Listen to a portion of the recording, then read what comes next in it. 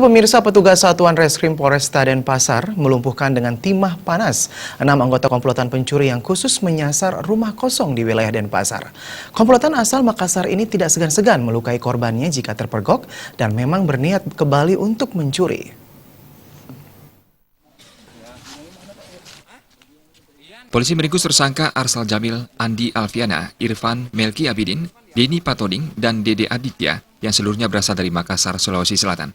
Kapolresta Denpasar Kombes Hadi Purnomo mengatakan, komplotan ini telah beraksi di 5 tempat di wilayah Denpasar. Mereka ditangkap di sebuah hotel tempatnya menginap. Keenam anggota komplotan ini mencoba kabur dan melawan saat disergap, sehingga langsung dilumpuhkan dengan timah panas yang bersarang pada kaki. Komplotan ini khusus menyasar rumah kosong yang ditinggal penghuninya pada tengah hari. Mengendari 3 sepeda motor sewaan, mereka beraksi di 5 tempat.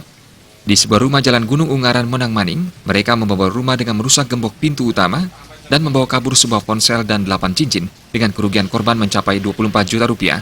Selanjutnya di sebuah rumah di Jalan Tunjung, Denpasar, pelaku membobol rumah dengan mencongkel pintu garasi dan membawa kabur barang berharga korban.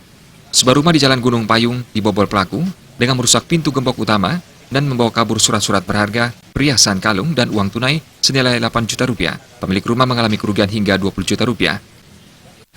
Rumah tersebut dalam kondisi kosong. Setelah itu barang-barang diambil dan ada kerusakan di rumah tersebut. Setelah berhasil menemukan tempat di mana mereka tinggal, yaitu di wilayah Tuban, tempatnya di hotel 2 kamar dia sewa. Tiap kamar 3 orang dia tinggal di situ. Dan setelah dilaksanakan penangkapan, yang bersangkutan melaksanakan perlawanan. 5 anggota komplotan ini tengah menjalani pemeriksaan intensif kepolisian. Sementara 1 anggota komplotan masih terbaring sakit di rumah sakit. 3 unit sepeda motor, uang tunai, obeng, dan sejumlah peralatan elektronik disita kepolisian sebagai barang bukti.